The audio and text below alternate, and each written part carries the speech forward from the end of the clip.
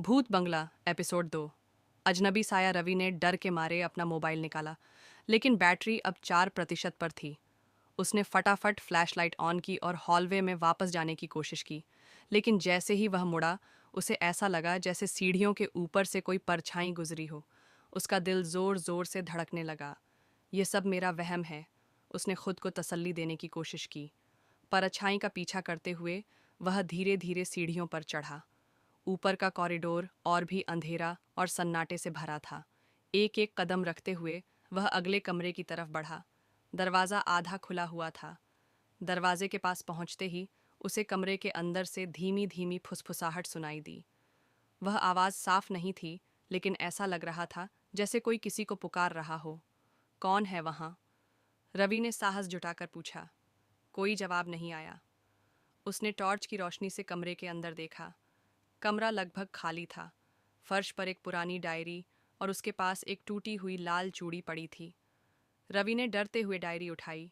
उसके पहले पन्ने पर कुछ खून के धब्बे थे और एक लाइन लिखी थी। इस घर से जो भी सच जानना चाहेगा वह कभी लौट नहीं पाएगा। उसके हाथ कांपने लगे। तभी उसके पीछे से दरवाज़ा जोर से बंद हो गया। वह चौंक कर मुड़ा, लेकिन वहाँ कोई नहीं था।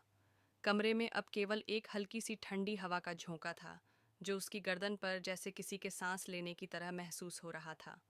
उसने झट से दरवाज़ा खोलने की कोशिश की, लेकिन वह अंदर से बंद हो चुका था। टॉर्च की रोशनी अचानक झपकने लगी। यह सब कैसे हो रहा है? रवि ने घबराते हुए सोचा। अचानक कमरे में वही फुसफुसाहट फिर सुनाई दी, पर इस बार वह और साफ थी। तुम यहाँ क्यों आए हो? रवि का गला सूख गया। उसकी टॉर्च की रोशनी फर्श पर पड़ी चूड़ी की तरफ पड़ी और उसे ऐसा लगा जैसे चूड़ी खुद ब खुद खिसक रही हो। तभी एक झटके में टॉर्च बंद हो गई। पूरा कमरा घुप अंधेरे में डूब गया। उसने घबरा कर मोबाइल निकाला, लेकिन स्क्रीन पर बैटरी खत्म होने का साइन दिखा और फ़ोन भी बंद हो गया। कमरे में अब सिर्फ उसकी धड़कनों की आवाज़ थी। कुछ पल की खामोशी के बाद उसने अपने कान के पास धीमी सी हंसी सुनी। ये हंसी किसी महिला की थी, जो धीरे धीरे तेज होती जा रही थी। दरवाज़ा अचानक खुद ब खुद खुल गया। बाहर का कॉरिडोर खाली था, लेकिन अब उसे ऐसा महसूस हो रहा था कि कोई उसकी हर हरकत देख रहा है। हिम्मत जुटाकर रवि बाहर निकला और नीचे जाने की कोशिश करने लगा, लेकिन सीढ़ियों पर पहुंचते ही उसे वही महिला की परछाई सामने खड़ी दिखी। वह सीढ़ियों के बीचों बीच रुकी हुई थी और उसकी आंखें लाल रंग की थीं। रवि ने चीखने की कोशिश की, लेकिन उसकी आवाज़ गले में ही अटक गई। महिला ने धीरे से कहा, अब तुम इस घर से बाहर नहीं जा सकते, जारी रहेगा।